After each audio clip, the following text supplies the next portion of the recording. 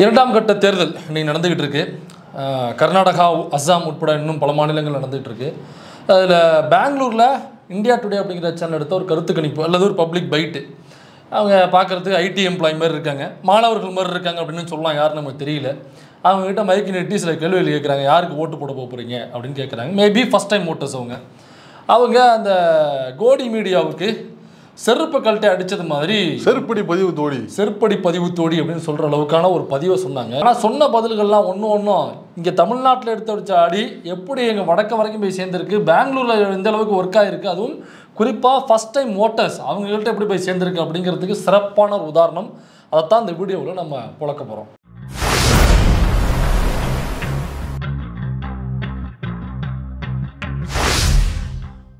Why would you vote? I think for better roads. Firstly, Bangalore needs better roads. Traveling is very difficult from one end to the other. Really? It takes me at least half an hour or 1 hour to reach just Yelahanka from here. So. Oh man! But is roads all that you will vote for? Because we know that this is an general election. Yeah. We're voting for the Prime Minister, voting for the party at the center. So it's really going to impact our country on the whole. So yeah, your reasons for the nation why you will vote. I feel that we need to vote to save the democracy and for the name we have as a nation. To be honest, we live in very difficult times. The opposition leaders are being arrested. This is the first time a sitting chief minister is being arrested. Their opposition bank accounts are being blocked. And there are many things. But you wouldn't even imagine for once that maybe those opposition leaders could be corrupt? So do you mean that if I am a corrupt opposition leader, and if I change my party and go to a party that is in power, all my crimes and all will be washed away, like how it is happening right now? Don't you think that is the point? First இந்த பொண்ணு road வேணும் எங்களுக்கு, ஏன்னா பெங்களூர் ஒரு metro city, இங்கே போக்குவரத்துக்கு நிறைய சாலைகள் இன்னும் தரமானதாக எங்களுக்கு தேவைப்படுகிறது அப்படின்னு சொல்லுது. அதுக்கு இந்த மாதிரி சொல்லுவோம், அது வேற எலெக்ஷன், அது வேற ஒருத்தவங்கள்ட்ட கேட்கணும். இது பிரைம் மினிஸ்டருக்கான எலெக்ஷனு. அதனால் இந்த எலெக்ஷனில் நீங்கள் யாருக்கு ஓட்டு போட போகிறீங்க, இந்த எலெக்ஷனில் நீங்கள் என்ன எதிர்பார்க்குறீங்க அப்படின்னு கேட்டோடனே பக்கத்தில் உள்ள பையன் பட்டார்னு பாஞ்சு மைக்கு வாங்கி பிடிங்க. அவர் ரொம்ப தெளிவான பையனாக இருக்காப்புல. Save democracy. கண்ணாடி போட்டு கண்ணாடி போட்டவங்க நல்லா படிப்பாங்க, சேஃபாக இருக்கிறவங்க நல்லா படிப்பாங்க இல்லையா? அதனால் கண்ணாடி போட்டிருக்க போய் நல்லா படிப்பாப்புல போல் இருக்கு. அவர் சொல்லிட்டாப்புல மொதல் வார்த்தையே ரொம்ப க்ளீனாக இருந்துச்சு, சேவ் டெமோக்ரஸி. நீங்கள் ஓட் பண்ணும்பொழுது சேவ் டெமோக்ரஸிங்கிறத மனசில் வச்சுட்டு ஓட்டு பண்ணணும், டெமோக்ரஸியை சேவ் பண்ணணும். இப்போ டெமோக்ரஸிக்கு என்ன ஆபத்து வந்துருச்சு அப்படின்னா, இதுவரைக்கும் வரலாற்றிலே இல்லாத நிகழ்வாக முதல் முறையாக எதிர்கட்சி சிஎம்களை கைது பண்ணி உள்ளே வைக்கிற நிகழ்வு அப்படிங்கிறது இப்போ தான் வரலாற்றிலேயே முதல் முறையாக நடக்கிறது. இது டெமோக்ரஸிக்கு ஆபத்து. யாரார சொல்கிறீங்க? அந்த அம்மா கேட்குது அதை. சரிங்க, நீங்கள் இப்போ சொல்கிறீங்க அப்படி கைது பண்ணுறவங்கெல்லாம் என்ன யோக்கியமானவங்களா? ஒருவேளை அவங்க ஊழல் செஞ்சுருக்கலாம்ல, ஒருவேளை அவங்க தவறு செஞ்சுருக்கலாம்ல, ஏன் தவறு? அப்போ தவறு செய்த அல்லது ஊழல் செய்த சிஎம்களை கைதே பண்ணக்கூடாதா எதிர்கட்சி தலைவராக இருக்கும் பட்சத்தில் அப்படின்னு கேள்வி கேட்குறாங்க. இங்கே தான் அந்த பையனுடைய புத்தி கூர்மையை நம்ம கவனிக்கணும். ஏன்னா இதுக்கு முன்னாடி இந்த பையன் பேசுனது கூட தகவல் சேகரிப்பு. இந்த மாதிரி இவர் ஹேமந்த் சோரன். ஸோ ஹேமந்த் சோரனை கைது பண்ணாங்க. இந்த பக்கம் அரவிந்த் கெஜ்ரிவால். அப்புறம் மகாராஷ்டிராவில் பார்த்தோம்னாக்க அங்கே கைது பண்ணாங்க, அமைச்சர்களை கைது பண்ணாங்க, பல பேரை தூக்குனாங்க, ஆட்சியை கவுத்துட்டு இன்னொருத்தனை உள்ள கொண்டு பிரிச்சுட்டு இவரை கொண்டாந்து உட்கார வச்சாங்க, ஷிண்டேவை கொண்டாந்து உட்கார வச்சாங்க. இப்படி பல விஷயங்கள் நடந்துச்சு இல்லையா? இது ஒரு தகவல் சேகரிப்பு. பேப்பர் படிக்கிறதுல ஈஸியாக சொல்லிடலாம், எதிர்கட்சி தலைவர்களை கைது பண்ணுறாங்க. நம்ம சேனல் கூட இருக்கலாம், யூடியூப் வீடியோஸை பார்த்து கூட அவங்க தெரிஞ்சிருக்கலாம் மேபி. இப்போ அதுக்கு அடுத்ததான் அவங்க கொஸ்டின் பண்ணுறா பாருங்க, இந்த குறுக்கு கேள்விக்கு சொல்கிறாப்புல. சரிங்க, நீங்கள் சொல்கிறபடி அப்போ இவங்கெல்லாம் உண்மையானவே தவறு செய்தவர்கள், அதனால தான் கைது செய்யப்படுகிறார்கள்லாம். எப்படி இவர்கள் தவறு செய்தவர்களாக கருதப்பட்டு கைது செய்யப்படும் பொழுது அடுத்த சில மாதங்களிலேயே அல்லது சில நாட்களிலேயே பவரில் ரூலிங்கில் இருக்கிற பார்ட்டிக்கு அவங்க மாறும் பொழுது அவங்க எப்படி க்ளீன் ஷீட் கொடுக்கப்படுது, எப்படி புடியர்களாக மாறிவிடுறார்கள், எப்படி க்ளீன் சர்டிஃபிகேட் கொடுக்குறாங்க? இது எப்படிங்க? இதுதான் சேவ் டெமோக்ரஸின்னு சொல்கிறோம். இப்படி இருக்கும் பட்சத்தில் ஜனநாயகத்தை காப்பாற்றணும். இது ஜனநாயகத்துக்கு விரோதமானது. அப்போ நீங்கள் ஈடியை கையில் வச்சுப்பீங்க, ஐடியை கையில் வச்சுப்பீங்க, தேர்தல் ஆணையத்தை கையில் வச்சுப்பீங்க, நீதித்துறையை கையில் வச்சுப்பீங்க. இதெல்லாம் வச்சுக்கிட்டு உங்களுக்கு எதிராக செயல்படுகிற எதிர்கட்சி சிஎம்மாகவே இருந்தாலும் இல்லை. சிஎம்ங்கிறது என்னென்னா ஒரு மாநிலத்தினுடைய அந்த மக்களுடைய பெரும்பான்மை மக்களுக்கு தேர்ந்தெடுத்த பிரதிநிதி. பெரும்பான்மையான அந்த மாநிலத்தினுடைய மக்கள் இவர் தான் எங்களுக்கு தலைவராக வர வேண்டும், இவர் வந்தால் தான் எங்களுடைய ஆட்சி சிறப்பாக இருக்கும், எங்களுக்கு வேண்டியதை செய்யக்கூடிய நபர் இவர் தாங்க, எங்களுடைய நலன் சார்ந்து இவர் தான் செயல்படுவார் அப்படின்னு மக்கள் தேர்ந்தெடுக்கிறாங்க. நீங்கள் போட்டுக்க ஈடி, நீங்கள் ஓடி சூடின்னு யாராரே உள்ளே அனுப்பி கைது பண்ணி உள்ளே அனுப்பிச்சாக்கா இது டெமோக்ரஸிக்கு ஆபத்து. அந்த மக்களுக்கு செய்கிற துரோகம் அது. அதேதான், அதுதான் சொல்கிறாங்க. இப்படியா இந்த வேலையை செய்கிற ஒருவர் தான் உச்சபட்சத்தில் உட்காந்துருக்கிற ஒரு தலைவராக இருக்கும் பட்சத்தில் அந்த மாற்றம் வேணும், அந்த மாற்றத்திற்கான ஓட்டை நம்ம கொடுக்கணும் அப்படின்னு இந்த பையன் ரொம்ப தெளிவான இன்னும் நுட்பமான அறிவாளர் சொல்கிறாப்புல. அதே தான். அதுலேயும் அடுத்தது பக்கத்தில் உள்ள ஒரு கேர்ள் ஒருத்தவங்க அவங்க இன்னொரு ஒரு ஸ்டேட்மெண்ட் சொல்கிறாங்க. Girls, I would like to add that we have to focus on again. Okay, then. So democracy, to save democracy, first we need stability. So as a law student, you see that anything that comes, we have to not divide people based off their divides, the social divide, social status. But if people are shifting political parties, that is their concern. If there is a push factor, and if there is a pull factor, there has to be a push factor, right? So that is up to them. I think we should still focus on what is available to the people. So இந்த சோஷியலாக யார் பிரிக்க நினைக்கிறாங்களோ அவர்களுக்கு எதிராக ஓட்டை பதிவு செய்ய வேண்டும். ஒன்றும் இல்லை, மதத்தை வச்சு எப்படி சோஷியலாக யார் பிரிக்கிறாங்களோ பிஜேபிக்கு ஓட்டு போடாதீங்கன்னு சொல்கிறாங்கப்பா. ஒட்டுக்காக தான் சொல்கிறாங்க. அது சொன்னோடனே ரெஸ்பான்ஸ் பார்த்தியா? கிளாப்பு ஓன்னு பெரிய சவுண்டு. அப்போ ஒட்டுமொத்த அந்த இளைஞர் கூட்டமும் என்ன அந்த ஃபர்ஸ்ட் ஓட்டர்ஸ்லாம் என்ன நினைக்கிறாங்கன்னாக்கா பிஜேபி வேண்டாம். என்னக்கா அந்த பொண்ணுக்கு பின்னாடியே ஒரு முஸ்லீம் கேர்ள் நிற்கிது.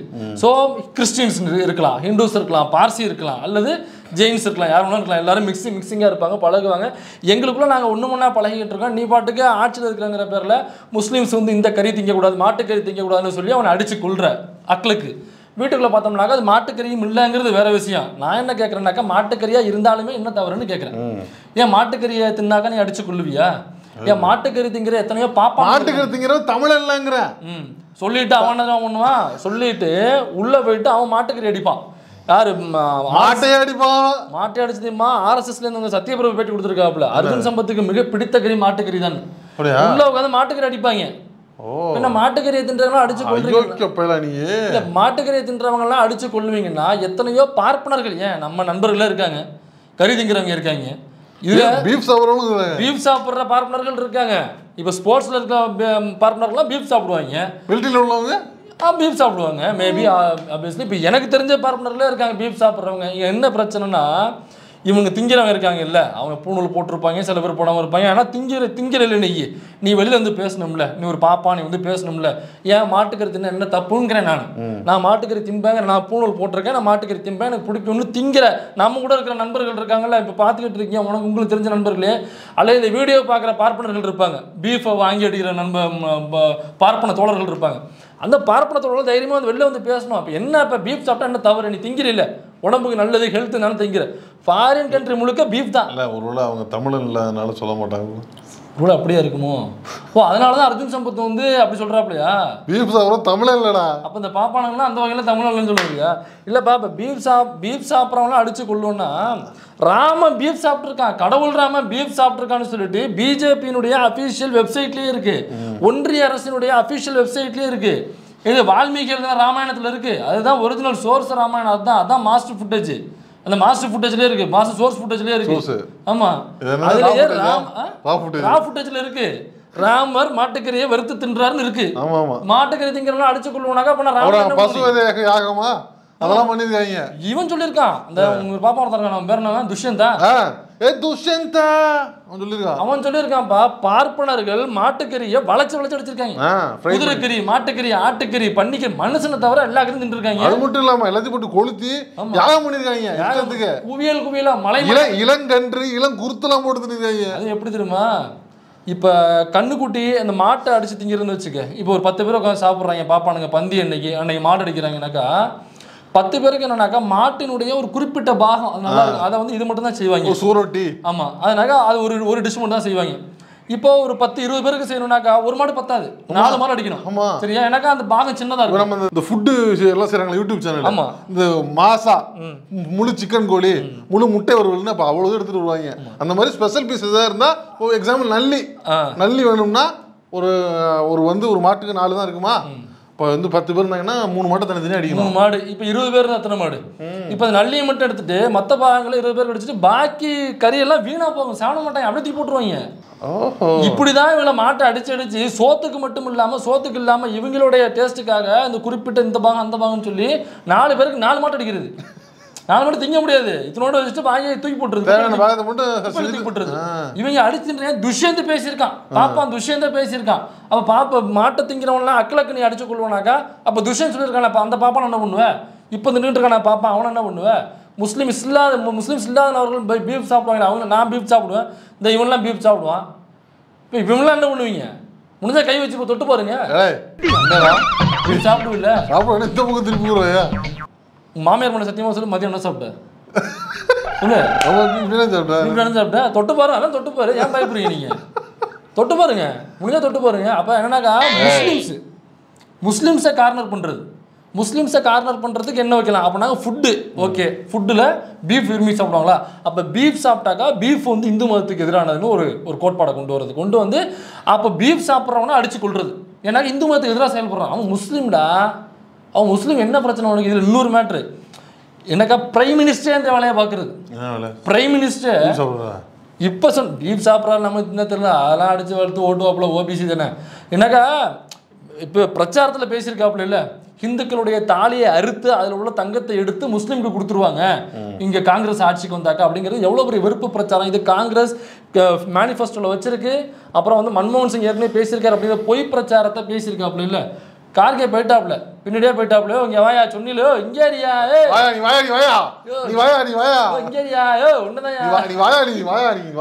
வர சொன்ன வந்துட்டேன். எங்க நீ 3 மணிக்கு வந்திருக்க. இது அண்ணனோட லஞ்ச் டைம். இப்போ வந்து அன்னத்தில் கை பண்ண தவிர யாரோட கிண்ணத்தில் கை வைக்க மாட்டேன். இப்படி இஸ்லாமியர்களுக்கான வெறுப்பு பிரச்சாரத்தை இப்போ திட்டமிட்டு பண்ணிட்டு இருக்காங்க. இது மட்டும் இல்லை, ஏற்கனவே பண்ண வெறுப்பு பிரச்சாரம். அதாவது குஜராத்தில் இருக்கும் பொழுது ஐயா மோடிஜி அவர்கள் சிஎம்மாக இருக்கும் பொழுது பேசினது, இஸ்லாமியர்களுக்கு ஏன் இது பண்ணலாம் அது பண்ணலாம். எதுக்கு பண்ணணும்? எத்தனை பிள்ளைகளை குட்டிகளை பற்றி எல்லாம் ஒன்று 5 பத்துக்குது. அதாவது 4 கல்யாணம் பண்ணிக்கலாம் அப்படின்னு ஏற்கனவே சட்டப்படி இருந்துச்சு இல்லையா? 4 பெண்கள் ஒரு ஆண் வந்து 4 பெண்கள் கல்யாணம் பண்ணிக்கலாம். ஒரு தகவல் சொல்கிறேன். என்ன இப்படி சொல்லிட்டு அந்த மாதிரி நான் யாருமே பார்த்தது இல்லை. அது இருக்கு, யாரும் பெருசாக அதெல்லாம் ஃபாலோ தெரியல. எனக்கு தெரிஞ்ச அந்த மாதிரி 4 முன்னாடி கட்டினவங்களும் எனக்கு தெரிஞ்ச யாரும் நான் பார்த்தது இல்லை. இங்கே ஒன்றும் இல்லை. இதை விட்டுரு. இப்போ உங்கள் தாத்தா, இப்போ உங்கள் தாத்தா வகைராக்கள் இருப்பாங்களே, உங்கள் தாத்தா வகைராக்கெல்லாம் எவ்வளோ பொண்டாட்டி சொல்லுங்கள். அல்லது உங்கள் தாத்தா பீரியடில் இருந்த இவங்கெல்லாம் எவ்வளோ பொண்டாட்டி? ஒன்று குறைந்தபட்சம் எவ்வளோன்னு சொல்லுங்க. ஒன்று தெரில, 1 2 இருக்கும். என்ன ஏன் முழுங்குறீங்க? 2 3 4 என்ன என்ன அப்படின்னா கமெண்ட்ல வந்து எனக்கு திட்டுவாங்களா? எல்லாரோட தாத்தா நீ எடுத்து பாரு. உங்களோட தாத்தாக்கள் என் தாத்தாக்கெல்லாம் 2 3 சொல்லுவாங்க. எனக்கு இல்லடா அப்பெல்லாம் பெருமை. அதெல்லாம் 3 4 அப்படிலாம் பெருமை. முன்னாடி பம்பு செட்டு எல்லாமே அப்படிதான். முன்னாடி தாத்தா காலத்துலனா 2 3 4 அதே. அப்ப முஸ்லிம்ஸ் அந்த மாதிரி தான் இருந்திருக்காங்க. முஸ்லிம்ஸ் மட்டும்தான் 2 3. இங்கேயும் அதே தான். என் வீட்டில் அதே நிலைமை தான். கேட்குற நீங்கள் யோசிச்சு பாருங்கள். உங்கள் தாத்தாக்கள் அல்லது உங்கள் தாத்தா வகைராக்கள், உங்கள் தாத்தாவோட அண்ணன் தம்பிகள் அல்லது அப்போ இருந்த உங்கள் தாத்தாவோட ஃப்ரெண்ட்ஸில் எடுத்து பாருங்கள். எல்லாம் 2 3 குறைஞ்ச வச்சா இவ்வளோ இருக்கும். இப்போ 5 பெற்றுக்கிறாங்கன்னு சொன்னார்ல, உங்கள் தாத்தாவுக்கு எத்தனை பிள்ளை விட்டீங்க? எங்கள் தாத்தாவுக்கு ஒரு 6 7 இருக்கும். எல்லாமே அப்படி தான். அப்போ எங்கள் தாத்தாவோட எங்கள் அம்மா வகைரா எடுத்துட்டோம்னா 11. எங்கள் அம்மாவோட கூட பிறந்தவங்க 10, எங்கள் அம்மாவோட சேர்த்து 11. இப்போ எங்கள் அப்பாவோட கூட பிறந்தது 7, எங்கள் அப்பாவோட சுற்றி எங்கள் அப்பாவோட சேர்த்து 7. சரிங்களா? எல்லாமே அப்படிதான். குறைஞ்சது எங்க அப்பாவோட அக்காவுக்கு ஒருத்தவங்களுக்கு 13 பிள்ளைங்க. 13 எங்க அப்பாவோட அக்காவுக்கு. இதெல்லாம் அசால்ட்டா அப்பெல்லாம் 7 8 9 10 11 12 13 அப்படி கிரிக்கெட் டீம் மாதிரி இருக்கும். ஆனா அவங்க புருஷன் முன்னாடி பேசிக்க மாட்டாங்க. ஆனா 13 பிள்ளைங்க. இது ஒரு தனி கதை. இது அந்த மாதிரி இருக்கும். அதனால ஏதோ முஸ்லிம்ஸ் மட்டும்தான் 5 பெற்றுப்பாங்க. 5 × 5 5 25. நான் இதுக்கு 25க்கு நான் உங்களை காப்பாற்றணுமா அப்படின்னு சொல்லி கேட்குறேன். அப்படி இல்லை, மோடி இருக்காப்ல. மோடி எத்தனாவது பிள்ளைங்கிற? மோடி 6 7 சொன்னாங்க. அதுல 3வது பிள்ளை அவரு. மொத்தம் 6 7. அதுல 3வது பிள்ளை அவரு. உங்க வீட்லயே ஐயா, உங்க வீட்லயே அமித்ஷாவும் அப்படிதான், யோகி ஆதித்யநாத் அப்படிதான், எல்லாருமே அப்படிதான். இதெல்லாம் பேச வைக்கீங்களா? ஏன்டா அப்படி இருக்கீங்க? அப்ப முஸ்லீம் வீட்டுல மட்டும் தான், நம்ம வீட்லயுமே அப்படிதான். எல்லார் வீட்லயுமே அப்படிதான். ஏதோ முன்னாடி 3% இருந்த முஸ்லீம் வந்து இப்ப 23% வந்துட்டாங்க. இந்த 3% ஒருத்தன் இருக்கான் பாரு, அவன் எத்தனை % வந்திருக்காங்கிறத முதல்ல கால்குலேஷன் எடு. அந்த 3% எதுக்கு 10% ரிசர்வேஷன் கொடுத்தாங்கிற முதல்ல கால்குலேஷன் எடு. நீ மண்ணாங்கட்டி அதை தூக்கி கொடுத்துட வேண்டியது. இங்கே முஸ்லீம்ஸை போய் நோண்ட வேண்டியது. இவன் 5 புள்ளாட்டி கற்றுக்கிறான், 25 பிள்ளைய பத்துக்கிறான் அப்படின்னு சொல்லி ஒன்றும் இல்லைங்க. அதான் ஊரில் ஒரு பழமொழி சொல்லுவாங்க, ஜென்ரலாக சொல்கிறேன். அதாவது இப்போ புள்ளை பெற்றுக்கணும் அப்படின்னா பொண்டாட்டியை வச்சு வாழ்றது வக்கு இருக்கணும். ஆமாம், பொண்டாட்டியை விரட்டி விட்டு புள்ளை பெற்றுக்கிறவங்கெல்லாம் கோவப்படுறது அப்படிங்கிறது சகஜமாகி போச்சுன்னு ஊரில் ஒரு பழமொழி உண்டு. அப்படியா? எங்கள் சிவாஜி கிருஷ்ணமூர்த்தின்னு ஒருத்தர் இருந்தார், அந்த பழமொழி அடிக்கடி சொல்லுவார். பொதுவாக சொல்கிறேன் ஒரு பழமொழி, அதுக்காக சொல்கிறேன், ஜென்ரலாக சொல்கிறேன். பேய் சொல்றாரு இல்லை சொல்கிறேன், ஜென்ரலாக ஒரு பழமொழியாக சொல்கிறேன், ஊர் மக்களுக்கு புரியணும் இல்லையா? ஊரில் சில பேர் இருப்பாங்க இந்த மாதிரி, கொண்டாட்டியை வச்சு வாழ மக்கள் கொண்டாட்டத்திலே வச்சு வாழ வழி இல்லாதவன் ஊருக்கு அட்வைஸ் பண்ணுவான். அதுதான் திருமணம் பண்ண என்ன, ரிலேஷன்ஷிப்னா என்ன, காதல்லாம் என்ன, குடும்பம்னா என்ன பேசிக்கிட்டு இருப்பாங்க. இதெல்லாம் சரி ஓகே, அதெல்லாம் நம்ம பேச. இப்போ உத்தரப்பிரதேசம் எடுத்துப்போம். உத்தரப்பிரதேசம் கிட்டத்தட்ட 25 கோடி நினைக்கிற மக்கள் தொகை. 25 கோடியா? எவ்வளோ? நம்ம 35 கோடியா 25 கோடியா? நம்ம 35 35 கோடி. சரி ஒரு எக்ஸாம்பிள் செக் பண்ண நம்பர் முன்ன இருக்கணும்பா. ஓகே. உத்தரப்பிரதேசத்தில் உள்ள மக்கள் தொகை இருக்குல்ல, மக்கள் தொகை எடுங்க. அதில் என்னன்னா முழுக்க முஸ்லீம்ஸாக இருக்காங்க. எத்தனை % முஸ்லீம்ஸ் இருக்காங்க அதில்? சொல்லிட்டாப்ல 80-20 நம்ம போனோம். அது என்னன்னு தெரியல சார், சொல்கிறாப்புல அப்படியே வச்சுப்போம். அப்போ அதிகமாக இந்துக்கள் தானே இருக்காங்க. இப்போ ஒருவேளை திட்டமிட்டபடி எப்போ வந்து முகலாயர்கள் உள்ளே வந்தாங்களோ அப்போத்துலேருந்து திட்டமிட்ட எல்லாம் ஆளுக்கு 5-5 பத்துக்கிட்டாக்கா இன்னைக்கு 80-20 இருந்திருக்காது, 20-80 இருக்கும். இவன் சும்மா விட்டுக்கிட்டு இருக்கானுங்க. டேட்டா அப்படி இல்லை. டேட்டா 2011 வரைக்கும் என்ன சொல்லுது அப்படின்னா, வந்து அதுக்கு முன்னாடி என்ன இருந்ததோ அதே ரேஷியோவில் தான் இருக்குது. மக்கள் தொகை ஒன்றும் பெருசாலாம் உயரல. இப்போ முஸ்லீம் புள்ள பத்தினா அதே அளவு இந்துக்கள் தானே புள்ள பத்திருப்பான். உத்தரப்பிரதேசத்தில் ஒரு பையன், நம்ம ஊர் பையன் போயிட்டு வீடியோ போட்டான் பாரு, ஒரு லாக் பண்றவங்க அங்கே போயிட்டு அந்த கஞ்சா செடிலாம். அதே மாதிரி உத்தரப்பிரதேசத்தில் உள்ள வீடுகளில் போய் வீடியோ போட்டான். அந்த தெருக்களில் வீடுகளுக்கு போறான். ஸ்கூலுக்கு பையன் போனான். அந்த பையன் தான் ஸ்கூல்ல போய் அந்த ஸ்கூல் இப்படின்னு போட்டான், அந்த தெரு இப்படின்னு போட்டான். அங்கே இங்கே கஞ்சா மாநிலங்கிறாங்க. உத்தரப்பிரதேசம் தான் உண்மையான கஞ்சா மாநிலம். போனீங்கன்னாக்கா நீங்க காசு கொடுத்து வாங்க வேண்டிய தேவையில்லைங்க. என்ன அப்படியே சுருட்டி அப்படியே என்ன சவுக்கு தெரிஞ்சுனாக்கா அவ்வளோதான். ஜாலியாக இருப்போம். இங்கே போடுற ஆஃபீஸை இங்கே போட்டு பில்டிங்லாம் கட்டாத, இளம் குறுத்து சோலை போட்டு ஒரு இயற்கையான ஒரு சூழலில் ஒரு பந்தலை போடுறா தம்பி. இதெல்லாம் கெடுத்த இதெல்லாம் அழிச்சிடாது.